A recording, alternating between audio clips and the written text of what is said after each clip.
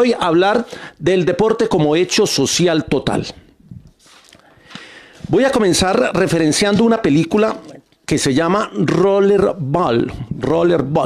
Rollerball es una película que se grabó en 1975, ojo a la referencia histórica, y en 1975 el director imaginó el 2018, que ya pasó, es decir, hizo una perspectiva, y el 2018 que él dibujó en la película es un estado corporativo, un solo estado donde todas las fronteras se habían roto y donde había un solo gobierno que gobernaba todo el mundo, y habían reemplazado las guerras y los enfrentamientos por una actividad deportiva que era el rollerball, un tema sobre patines que tenían una especie de bola de hierro que tenían que llevar hasta un arco para marcar el gol. No les voy a dañar la película para que la vean, yo la tengo en VHS pues porque no la he podido conseguir en ninguna plataforma, pero si la consiguen es muy buen ejercicio porque proyectaron hacia el futuro una sociedad absoluta donde el deporte era el mediador de todas las tensiones. Obviamente dentro de la actividad deportiva se generaban algunos hechos que cuestionan o que lo cuestionan a uno en la película, como que el protagonista Jonathan empieza a ser demasiado protagonista, entonces los jefes del Estado Supremo empiezan a preocuparse y lo obligan a que adelante su jubilación. Le iban a hacer un espectáculo de despedida, le iban a organizar un gran homenaje, pero él no quiso retirarse porque él entendía que el deporte le servía para muchas otras cosas más allá del ejercicio físico. Dejo la reseña de la película ahí para no dañárselas a quienes la quieran ver y quienes la consigan, pero lo que quiero reseñar de la película es que la película muestra cómo el deporte tiene una incidencia directa y absoluta en la actividad social, en todo el funcionamiento de la sociedad. Sí, esta era en la ficción, pero es tomado de la realidad donde el deporte juega un papel predominante en todas las sociedades y en todas las culturas del planeta. Y por ahí quiero arrancar porque muchas veces se ha hablado del deporte como un elemento económico, como lo vimos esta semana, como la 10ª economía del mundo, y creemos que el deporte gira solo en ese sentido. Otras veces lo hemos hablado como una actividad donde se hace un juego de poder y de manejo político, como efectivamente lo es. Por alguna razón, Estados Unidos siempre lleva una gran representación y trata de ganar los Juegos Olímpicos. No es porque ellos sean muy buenos, sino porque quieren mostrarse como los mejores del planeta. Digamos que ganar los Juegos Olímpicos los convierte, les genera una especie de goodwill, de importancia para el mundo, los muestra competitivamente como los mejores. Y que conste que Estados Unidos tiene deportes en los que ni siquiera tiene competencia local, pero van a los Olímpicos y consiguen medallas, porque preparan y tienen una estructura de Estado y una estructura del deporte precisamente con ese objetivo olímpico de conseguir el renombre y la gloria olímpica que va más allá de las medallas, de la tabla de medallería, y tiene unas implicaciones en la geopolítica mundial que son muy interesantes. Entonces mire que ya hay dos referencias que nos muestran que el deporte va un poquito más allá del tema competitivo, del tema económico o del tema político incluso. Podríamos decir y partir de la premisa de que el deporte en estado puro, como lo dice el psicólogo Jorge Garzarelli, búsquenlo en Google, tiene varios textos ahí. Garzarelli, que es argentino, plantea que el deporte es un hecho social total y dice, si el deporte se diese en estado puro, el deporte solo le traería beneficios a la sociedad. ¿Por qué? Porque es un factor coeducador.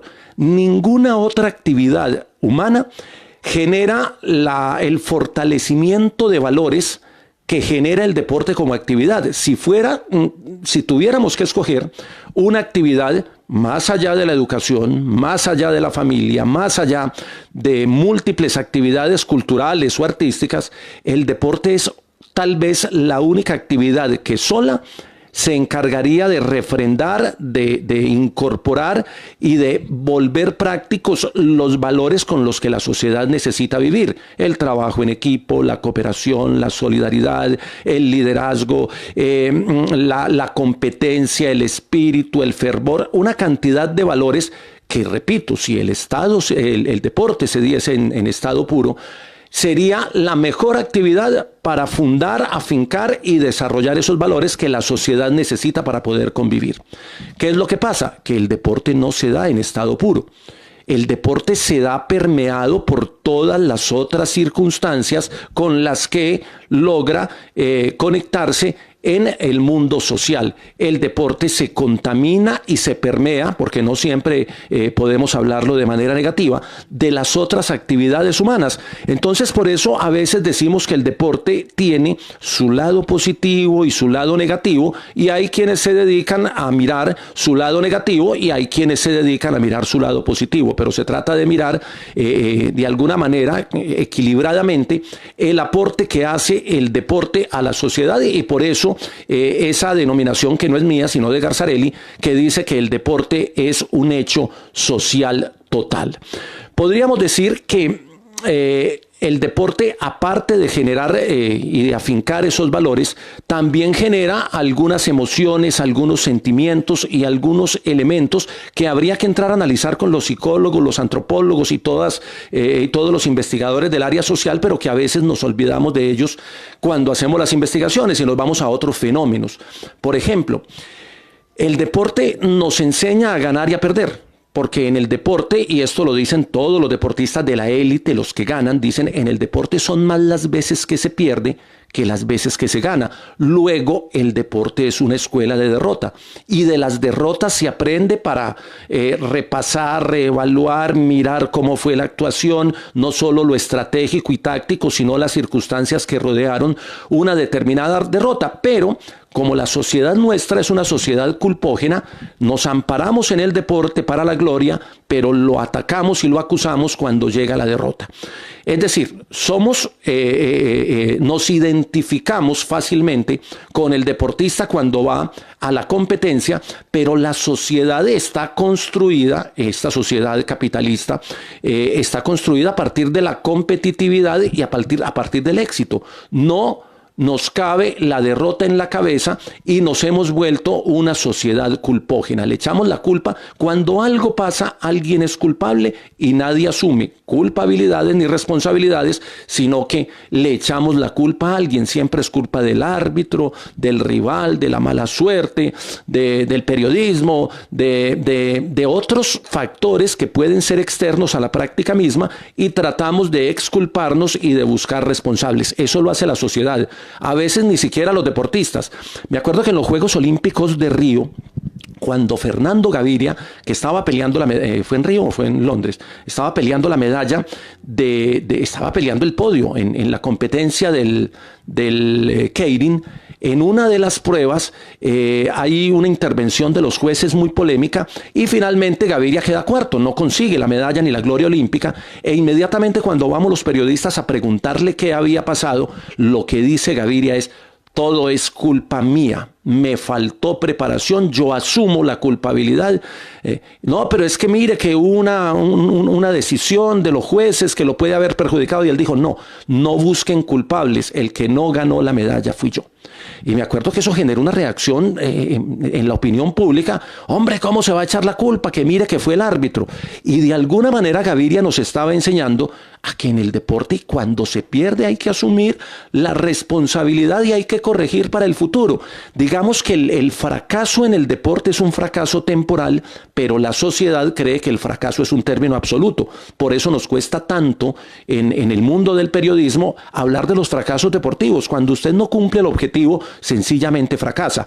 La diferencia es que en el deporte, cuando no se cumple el objetivo, cuando se fracasa, es un término temporal, porque al día siguiente usted empieza a pensar en cómo va a ganar la próxima competencia.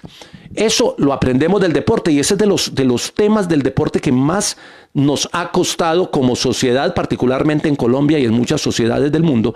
Nos ha costado mucho entender que la frustración que genera una derrota el fracaso que genera un mal resultado en el deporte es un asunto temporal, porque el deporte siempre te da revanchas, siempre te da un próximo combate, siempre te da un próximo partido, siempre te da la posibilidad de un próximo entrenamiento. Pero la sociedad, cuando hay una derrota, la dimensiona, la sobredimensiona y empieza a buscar culpables todavía, y aquí me hace acordar Santi Martínez, todavía estamos intentando de que la acción de juego en la que Yepes manda el balón al fondo haya sido considerado gol o no, y con esa polémica viviremos toda la vida, cuando sencillamente ese partido no se ganó y ya simplemente quedó atrás. Ya fuimos a otro mundial y ojalá vayamos a otro con esta generación que nos ha regalado 2 clasificaciones a campeonato del mundo. Entonces ahí ya hay un elemento que como sociedad tendríamos que replantear, y es ese tema de la sociedad culpógena, de estar buscando culpables a todo. No, aprendamos del deporte. El deporte nos muestra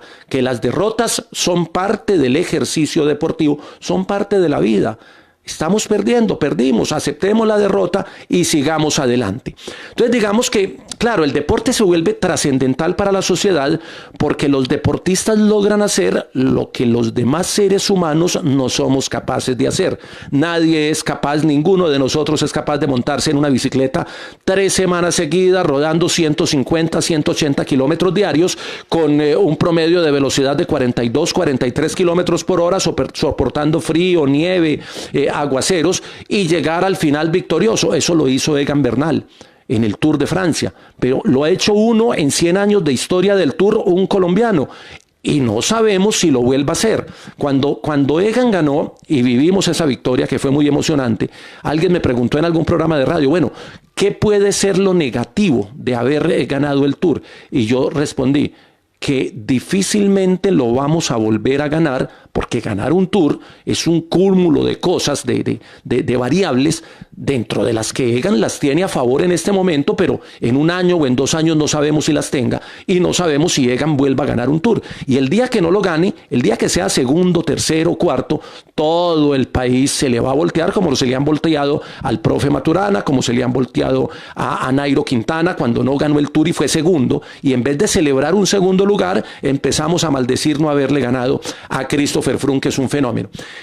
Alguna vez dije también en un programa que en Colombia era mejor ser segundo que ser primero, porque el tema de la competitividad todavía no lo hemos asimilado totalmente. Todavía como sociedad nos cuesta ganar, porque cuando ganamos creemos que la victoria es absoluta y cuando perdemos creemos que la derrota es absoluta. Hay un elemento social ahí particular en Colombia, y es que no hemos aprendido de las derrotas. España tuvo que cambiar su mentalidad para ser campeón del mundo en fútbol, y fue campeón una vez, y al mundial siguiente salió en primera fase, y ellos no hicieron los dramas que hacemos los latinos, que también tiene que ver con algo cultural, pero con algo social, que es que no hicieron todo ese dramatismo que hacemos aquí cuando generamos una derrota. Recordemos que llevamos 2 muertos a cuestas de cuenta del fútbol de manera directa, llevamos muchos muertos a cuestas, pero acuérdense que aquí asesinaron un árbitro en la ciudad de Medellín por un asunto de un resultado, y también asesinaron yo diría a uno de los jugadores que como persona tenía unos grandes valores y que era un ejemplo para el mundo, que es Andrés Escobar. No hemos superado como sociedad ese estado culpógeno de estar buscando responsables en el exterior de cosas de las que somos responsables adentro, y ese es un aprendizaje de tolerancia a la frustración, como dice Carlos Mario Londoño, que no se ha podido todavía incorporar. Para volver al tema, porque me salí ahí hablando del tema local, digamos que el deporte es el mejor termómetro para medir la salud social de cualquier pueblo. Cuando usted mira cualquier país del mundo y evalúa su práctica deportiva, no estoy hablando de los resultados, su práctica deportiva, usted ya puede sacar conclusiones de su salud social, de cómo socialmente está estructurado y qué dificultades tiene. La ausencia del deporte es tal vez uno de los principales indicadores de grandes problemas en la sociedad. Colombia tiene muchos problemas, pero tiene práctica deportiva. El día que empiece a faltar, que empiece a darse una ausencia del deporte, no por el tema de la pandemia, sino por temas de orden público, de falta de organización, de estructura, de falta de apoyo del Estado y de muchas otras cosas más, ese día nos tendremos que preocupar mucho más. Tenemos muchos problemas, pero creo que el problema mayor para una sociedad es darse cuenta de que su actividad deportiva ha decaído, es nula o que ya no la tiene, como le pasa a algunos países en este momento que viven dramas totalmente extremos de pobreza, de hambre, de dictaduras, de organizaciones políticas marginales, en fin, de una cantidad de cosas que llega al extremo de no permitirles la práctica deportiva. No se puede desarrollar el deporte porque no hay las garantías. Ese termómetro hay que estarlo mirando. Cuando hablan de un país en crisis, de un país con problemática social, lo primero que hay que mirar es dónde están sus deportistas, qué están haciendo y qué tipo de actividades deportivas se están desarrollando. Si no se está desarrollando ninguna, digamos que hay un problema grave. Digamos que el deporte, que no, la sociedad que tiene poco o que no tiene ningún deporte, no tiene canales saludables o busca otros canales para desfogar, para buscar la identidad, para buscar la alegría, para buscar la emoción, que es lo que proporciona el deporte. Y entonces terminan en las fiestas populares, en las verbenas o en las fiestas religiosas. Yo lo comparo mucho cuando hago esta afirmación con los pueblos, los que somos de pueblos sabemos de qué estamos hablando, los pueblos de Colombia, los pueblos más remotos, los pueblos pequeñitos, que son pueblos de agricultura y de carestía, porque el que no tiene la posibilidad de trabajar en la agricultura termina en el parque recostado en el kiosco tomando cerveza o tomando aguardiente, que esa es la radiografía de muchos pueblos de Colombia. Y usted mira esos pueblos y no tienen actividad deportiva, no tienen una secretaría de deportes, tienen una cancha y la cancha es un tierrero donde se mantienen 20 vacas de un señor que es ganadero y difícilmente se utilizan los escenarios, los pocos que hay para la práctica deportiva. Por eso una de las tareas grandes que debe tener el Ministerio del Deporte es dotar de escenarios deportivos decentes a todos los pueblos. No es construir los grandes estadios, los grandes coliseos que tienen las grandes capitales, sino facilitar los escenarios para promover la práctica deportiva en muchos pueblos de Colombia que no tienen un solo rincón. Sí, tienen muchas otras necesidades y muchas otras carestías, pero repito, el deporte te sirve de termómetro social, además de disipador de tensiones sociales, que ese sería otro tema de hoy en la relación entre deporte y sociedad. Yo no sé si los psicólogos que estén aquí acompañándome hayan utilizado este término, el psiquismo emocional de las sociedades. El estado emocional de las sociedades, yo leí lo de psiquismo emocional, pero el estado emocional de las sociedades. Hay países que son más alegres que otros. Cuando salen, ¿se acuerdan que Colombia salió como el segundo o el tercer país más alegre del mundo y la gente se mofaba y la gente decía, pero ¿cómo van a decir eso? Claro, cuando usted gana el Tour de Francia en un año, cuando tiene 20 campeones del mundo en patinaje, cuando viene de ser subcampeón mundial de rugby subacuático, cuando empieza a acumular 15 o 20 títulos mundiales, y Caterine va a un mundial de atletismo y consigue la medalla. Cuando usted tiene tantos títulos en tantos deportes, tiene que ser un país feliz.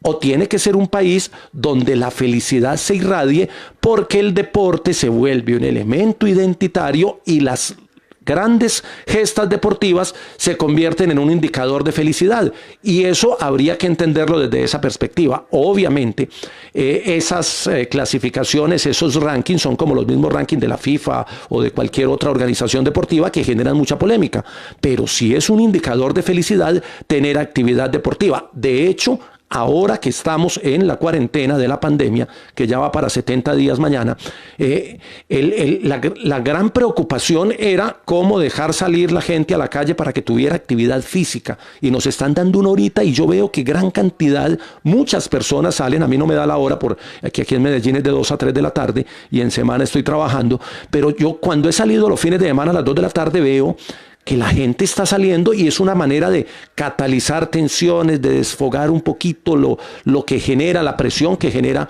la cuarentena y las preocupaciones que genera la cuarentena también. Ahí de pronto hay un componente psicológico, no solo para el individuo, sino para la sociedad. Psiquismo emocional de las sociedades felices cuando tienen mucha práctica deportiva o sociedades estresadas y tensionadas cuando no la tienen. Y lo hablo en práctica individual, práctica cotidiana de cada uno de nosotros, pero también lo hablo en práctica de la alta competencia. Nosotros somos un país con una ventaja única en el mundo y es que somos plurideportivos y somos competitivos en muchas disciplinas deportivas. Hay países que dependen de una o dos prácticas deportivas que entonces viven a la expectativa de que esa práctica deportiva les dé las glorias y las alegrías y ellos, los europeos, los asiáticos, aprenden de las derrotas y no dramatizan tanto la derrota ni la creen permanente como la creemos nosotros muchas veces.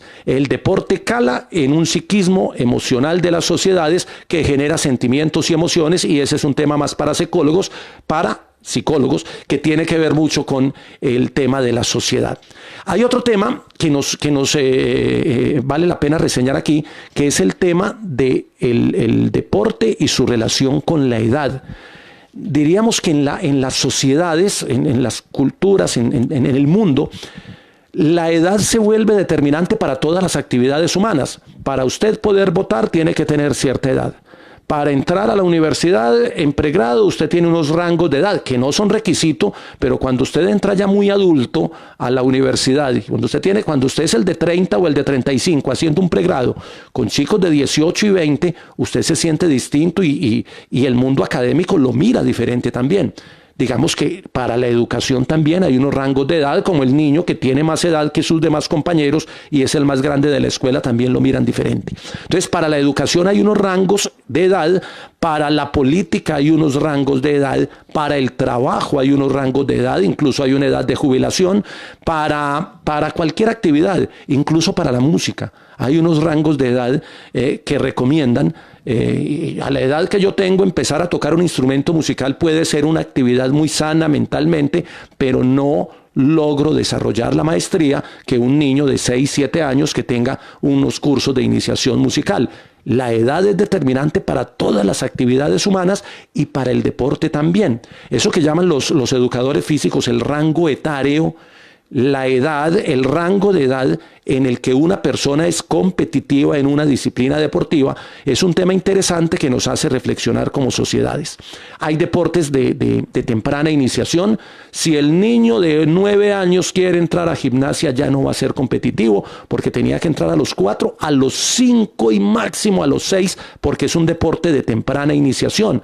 Pero en la competencia es un deporte de temprano retiro. Usted empieza temprano y se retira temprano. Mientras que una persona, como los que estamos aquí, adulto, podría empezar la práctica deportiva en algunos deportes y ser altamente competitivo. En equitación, en tiro con arco. Hay deportes, incluso en tejo, que es nuestro deporte nacional, donde usted a los 20, 30 o 40 años podría hacer su iniciación deportiva y ser altamente competitivo. Cada rato en los Juegos Olímpicos siempre hacen el más joven y el más viejo, y el más joven siempre está en gimnasia y el más viejo siempre está en ecuestres, en tiro con arco, porque son deportes donde el rango etario es más amplio. Esto lo pongo para que hagamos la reflexión de cómo la edad es determinante en la práctica deportiva y es un elemento que las sociedades, particularmente la nuestra, no lo han reflexionado bien. Aquí construimos escenarios deportivos para los deportes más populares, pero nos olvidamos de las personas adultas mayores o las condenamos al encierro porque en su estado otoñal de la edad tienen que vivir encerradas porque son las personas de alto riesgo. Miren la determinación que sí, están tratando de cuidarles la salud, pero es una condena a la edad que no les permitan salir ni siquiera a tomar el sol, a caminar, que es lo que más disfrutan. Los grupos de tercera edad que ustedes ven con la sudaderita y la camiseta de la alcaldía en épocas normales, pues lo que hacen es congregar a las personas de la tercera edad a través de una práctica deportiva básica, porque es una gimnasia básica que les permite socializar y entrar en contacto con sus congéneres y con sus amigos. Y finalmente termina siendo fundamental para ellos. Para nosotros no es tan importante esa actividad porque tenemos otra lógica del mundo. Como sociedad tendríamos que diseñar, y esto es un mensaje directo para el INDER, Indeportes, tendríamos que pensar en escenarios y prácticas adaptados a la tercera edad donde ellos puedan hacer prácticas deportivas. Usted no le puede pedir a un adulto mayor que en una cancha de básquetbol de piso de cemento haga su actividad deportiva porque obviamente ni la superficie es la adecuada ni el escenario es el adecuado para sus prácticas. La edad es un tema que tiene una relación no solo con la práctica, sino también con el desarrollo de la sociedad. Hay sociedades que propician la práctica deportiva en todas las edades y hay algunas como la nuestra que excluyen algunos rangos de edad y tratan de ir eliminándolos. La edad determina cuándo iniciar y cuándo terminar la alta competencia, pero la edad no te puede determinar cuándo inicias y cuándo terminas tu práctica física, tu actividad física que debería ser permanente y debería ser para toda la vida, porque cuando uno cumple 40 y va donde el médico, le mandan, en el caso de los hombres, el examen de próstata, los triglicéridos y hacer deporte. Esas son las 3 cosas que te manda el médico cuando vas después de los 40 y de ahí seguís yendo y son los mismos 2 exámenes, te cuidan los triglicéridos, te revisan la próstata y te ponen a hacer deporte y le dicen a uno, por lo menos camine, haga alguna actividad, muévase. Entonces mire que como sociedad debería preocuparnos eso y nosotros somos una sociedad, lo mismo que los americanos. En Estados Unidos viven preocupadísimos por los niveles altos de obesidad y sobre todo en las personas de mayor edad y están tratando de hacer programas que promuevan la práctica física saludable en ese tipo de grupos poblacionales. Deporte recreativo es distinto al deporte competitivo, pero hay que incluirlo porque, repito, termómetro de la salud social es el deporte y no solo la alta competencia.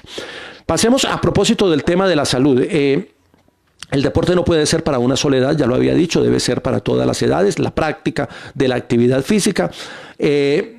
Digamos que el deporte, incluyendo en la alta competencia, nunca pierde su espíritu lúdico, su espíritu de juego. Uno habla con los deportistas de alta competencia, los olímpicos de Colombia, y muchas veces en entrevistas con ellos yo llego al tema de, bueno, usted es un profesional del deporte, pero venga, el tema lúdico, el tema recreativo, el goce, el disfrute de la práctica, que lo sentimos todos los que hayamos cogido un balón o hayamos salido en una bicicleta o hayamos por lo menos salido a trotar. Ese regocijo del espíritu, uno creería que en la alta competencia no se da porque ellos tienen muchas presiones y porque obviamente tienen unos objetivos trazados de lograr unos resultados y unas medidas constantes a través de los GPS y de todas las tecnologías de su rendimiento físico, y sin embargo ellos reconocen, con los que he hablado, que son muchos, reconocen que hay un espíritu lúdico que no se pierde, hay un disfrute, hay un goce que entrega la actividad deportiva y por eso, por ese espíritu lúdico, por ese espíritu de goce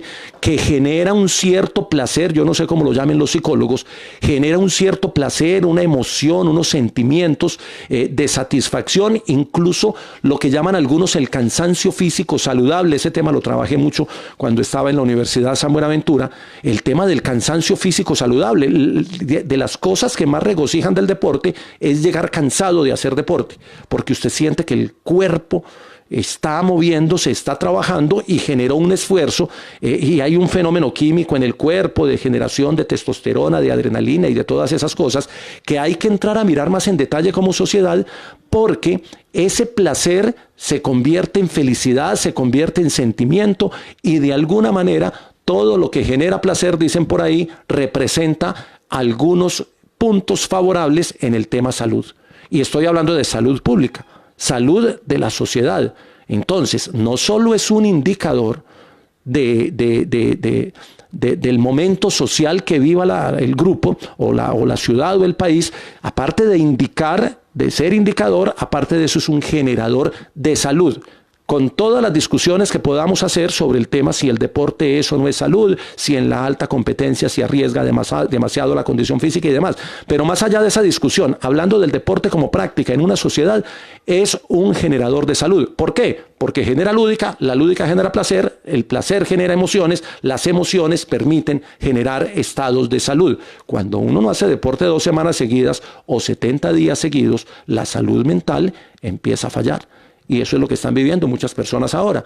Entonces mire que hay una relación directa, que es otro tema, hoy estoy haciendo como un barrido, pero que es otro tema que hay que reconocer como sociedad y que va más allá de tener un escenario, de tener un campeonato, de tener un deportista de alta competencia que te dé medallas. Hoy me fui para ese lado.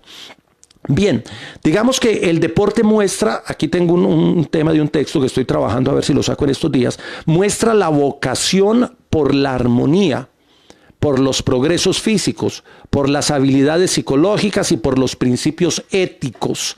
Hay muchos elementos que el deporte te permite mirar de la sociedad, más allá de que seamos buenos o seamos malos, de que ganemos la medalla o de que seamos segundos o terceros.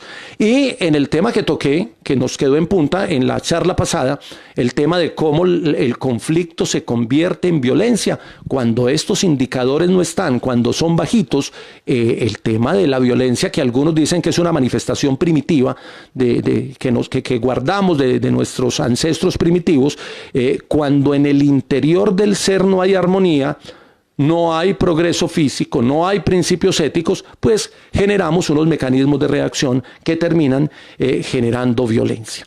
Me quedan 2 temas rápidos para ir redondeando. El tema del género. El deporte permite, es tal vez, y este es un tema que de pronto los grupos que trabajan ese tema de la equidad de género nos podrían aportar mucho. El deporte es de las pocas actividades en el mundo, si no la única, que permite la integración de los dos sexos. Yo no digo la integración en equilibrio de fuerzas para competir al mismo tiempo, que esa es una polémica vieja, que ya se ha tocado en muchos lados, sino que le ha permitido a la mujer integrarse a la actividad, sí, tardíamente. Claro, usted mira la historia de los olímpicos y las mujeres han entrado tarde a la competencia, porque todos somos una sociedad o somos un mundo machista históricamente, y superar esa connotación, superar ese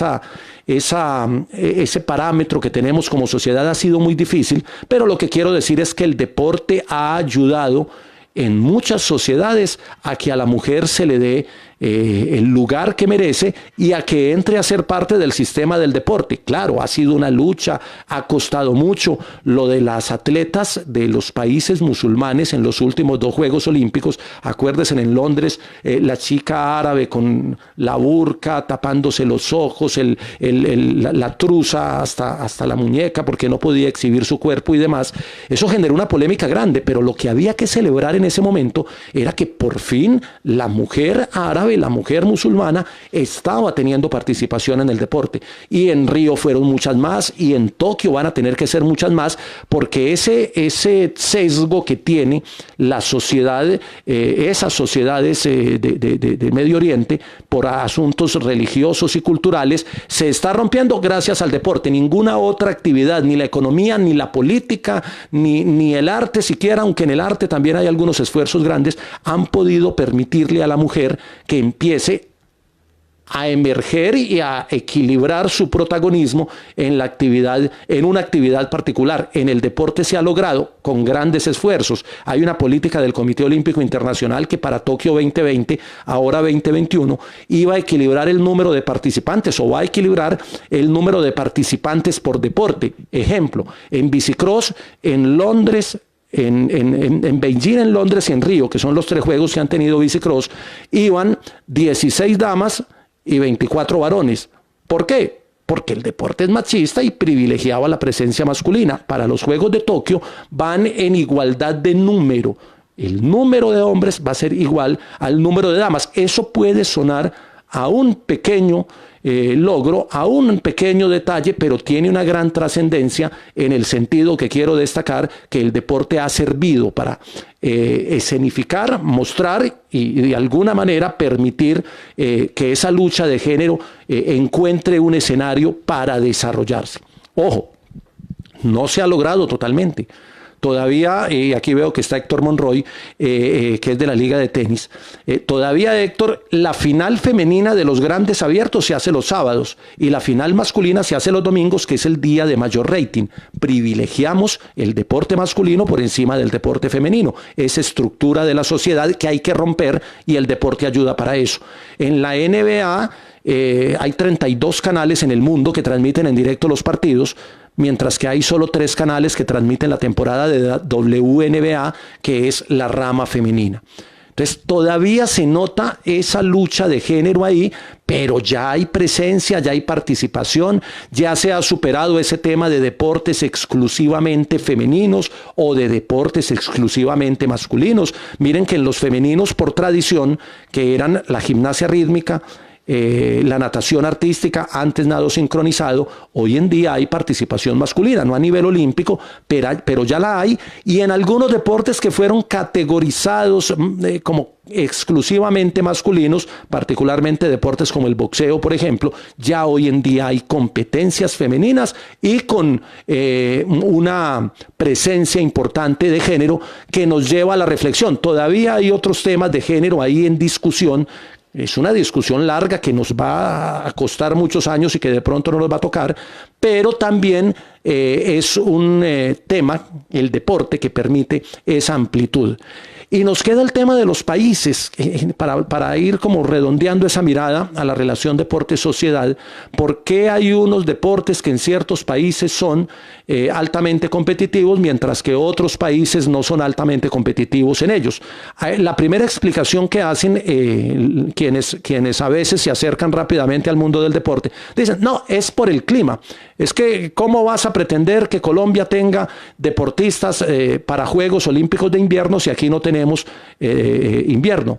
Pero la globalización nos ha permitido que Pedro Causil y que Laura, se me olvida el apellido, y Diego hayan ido a unos Juegos Olímpicos de invierno en patinaje, que es un patinaje sobre ruedas. El patinaje sobre ruedas es un deporte de verano, pero el patinaje sobre hielo es un deporte de invierno y con un desarrollo fisiológico distinto y un tipo de competencias diferentes, pero con un principio físico básico que es el desplazamiento sobre los pies.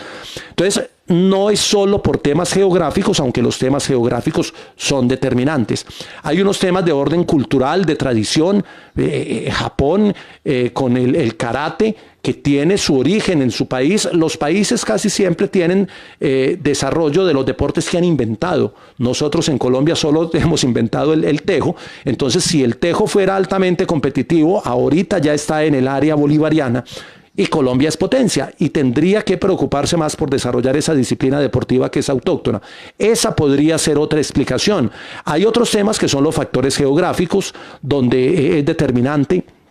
Esto lo digo y me parece muy interesante en la relación deporte-sociedad, porque cada que vemos una competencia de atletismo y aparece un keniata que le saca diferencia a los demás, la gente lo dice como charla, dice, claro, es que ellos están enseñados a correrle a los leones. En Kenia no hay leones, señores. En Kenia no hay leones. Es un tema de necesidad primaria. En Kenia lo que no hay es agua.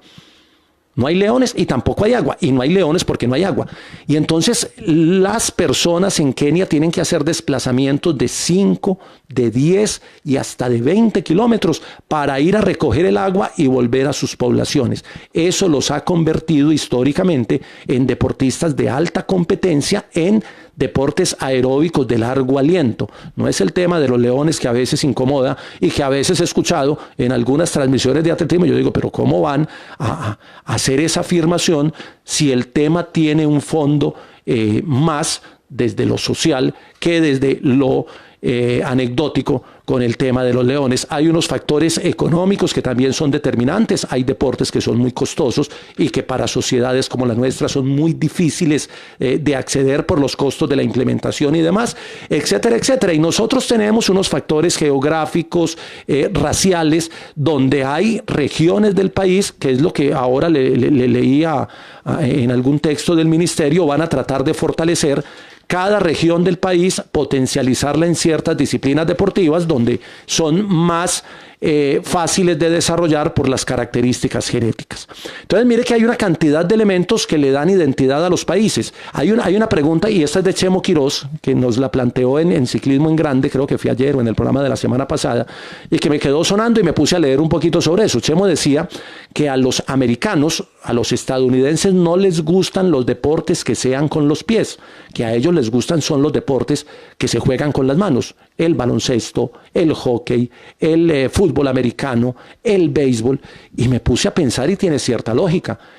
Con todo lo que han hecho comercialmente para que entre el fútbol nuestro, el soccer que llaman ellos, ha sido muy difícil para que la cultura estadounidense se permee. Ha entrado por las culturas latinas, pero no ha entrado por las culturas americanas propias. Ese sería un tema interesante para mirar en el tema del deporte por países. Ya mencioné lo de Estados Unidos, que quiere mostrar su poderío y su hegemonía y su liderazgo económico también en la actividad deportiva. Entonces mire que se me acaba el tiempo, y en este recuento que hago hoy sobre deporte y sociedad, lo que quería era mostrar cómo el deporte como actividad humana es tal vez la actividad humana por encima de todas las otras actividades que más relación tiene con la sociedad y que más le permite medirse como sociedad y trabajar como sociedad, por el tema de los valores, por el tema de los resultados, por el tema del termómetro social que es la actividad deportiva, por lo que se puede lograr y por la manera como permea también la actividad deportiva con todos los males de la sociedad. Cuando hay violencia en un estadio y la gente dice, mire los del fútbol, y yo digo, mire los de la sociedad, o es que solamente los del fútbol se enfrentan a palos y a piedras. Cuando un deportista se dopa, la gente dice, claro, es que mire los del deporte, y yo digo, y es que en la educación no hacen trampa. Yo, que fui docente universitario de pregrado, una de mis luchas era contra el fraude intelectual, y se da todos los días. La gente hace trampa, la gente quiere sacar ventaja. Ahora, con las ayudas del Estado, ¿cuántos no se han disfrazado de Sisbén para tener una ayuda y tratan de engañar al Estado? Entonces el problema no es del deportista que se dopa, el problema es de estructura social, donde la trampa se ha hecho tan común que hasta quienes están en el poder hacen trampa para que una ley los favorezca y conseguir unas tierras o conseguir unos negocios, que también lo vemos, eso también es trampa. Pero cuando lo hace el deportista, lo hacemos superlativo, lo condenamos y lo censuramos. Entonces, muchos de los problemas que vivimos en el deporte son problemas de la sociedad, y el deporte lo que es un coayudador, una actividad que facilita el desarrollo como sociedad, pero para eso necesitamos que la sociedad lo mire como tal y lo aproveche. Quería terminar con eso, no sé si fui claro, pero ahí les queda la inquietud. Veo que hubo muchos comentarios, voy a leer algunos y si hay preguntas también, para cerrar esta intervención de hoy. Para los que llegaron ahí, se conectaron un poquito tarde, hoy termina la temporada 4 de las charlas de Jota, ya son 23 charlas. A todos los que se han conectado en directo o en diferido, muchas gracias. Vamos a hacer quinta temporada. Mañana la invitación es para que nos acompañen. Mañana estoy con la Federación de Rugby, hablando de relaciones con la prensa, y estaré con Harvey Augusto. El jueves a las 7 de la noche hay un conversatorio sobre el baloncesto en Antioquia, pasado, presente y futuro, que también es con inscripción. Ahorita les dejo el post de las dos invitaciones para que se inscriban y participen.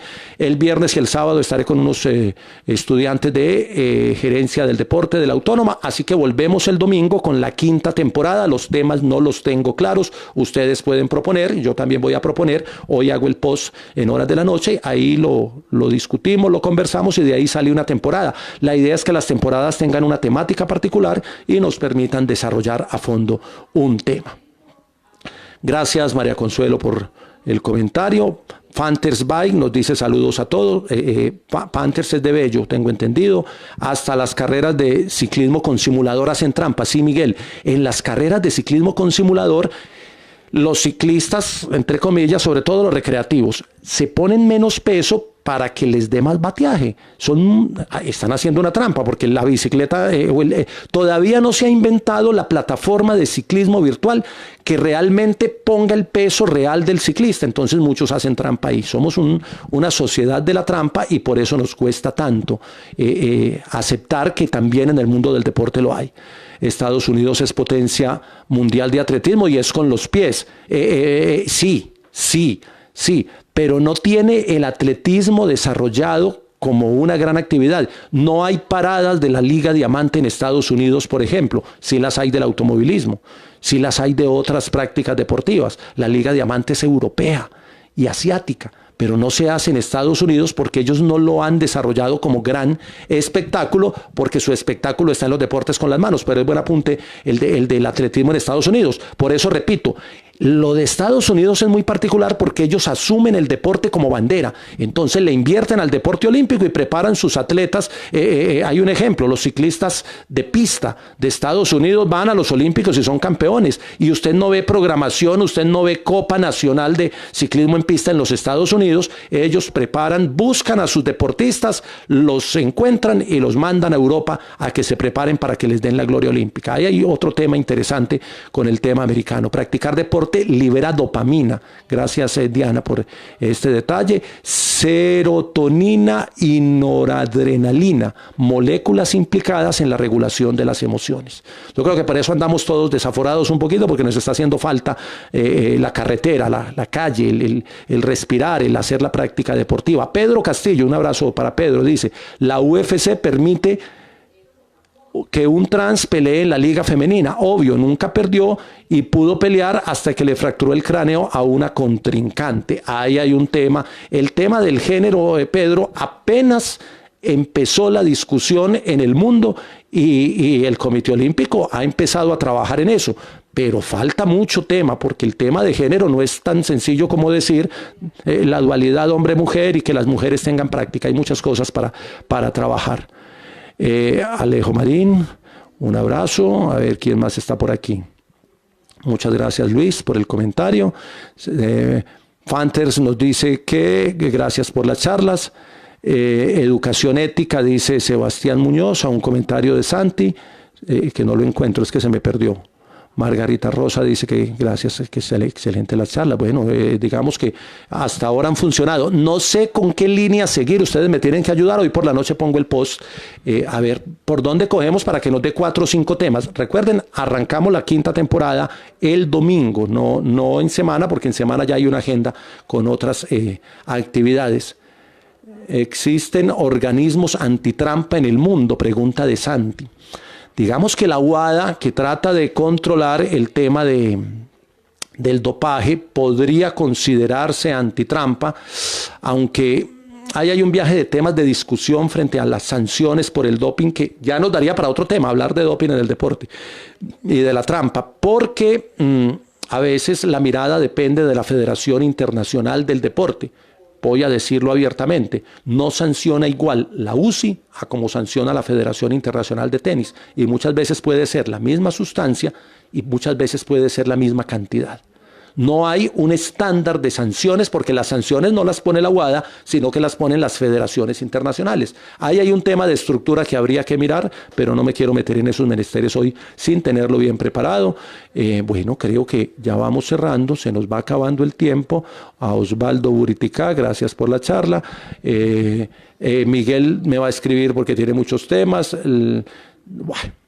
Vamos cerrando entonces, cerramos hoy la 4ª temporada. De verdad, muchas gracias a todos los que se conectan, a los que comparten, a los que le dan me gusta a esta fanpage, a los que están en directo, a los que están en diferido, a los que siguen las charlas en el canal en YouTube, que las estoy montando ahí, luego las voy a bajar para que no me quede sino el canal con el enfoque que le quiero dar de resolver preguntas del deporte, pero por ahora sirven ahí para algunas personas que no tienen el Facebook y me han pedido que se las tenga en algún lado. A todos muchas gracias. Termina la 4ª temporada y comienza el trabajo para la 5ª temporada. Espero que me acompañen. Mientras ustedes estén ahí, yo estaré aquí, así bajemos un poquito la intensidad cuando la dinámica laboral ojalá regrese, ojalá para todos haya buen trabajo, buena salud primero que todo, y ojalá esto vaya volviendo un poquito. Bueno, me dice Alejo Marín, este comentario me parece importante: los deportes más comerciales en Estados Unidos son los que son made in USA, son los que son inventados allá, el fútbol americano, el básquetbol y el béisbol, y eso también tiene una lectura bien interesante. Nos queda el debate abierto, pueden comentar, pueden sugerir, pueden participar y seguimos hablando, porque la idea con las charlas es que generen reflexión, generen algún aprendizaje y nos permitan seguir viviendo, que es lo importante en este momento. Lo demás se resuelve después. Chao, muchas gracias.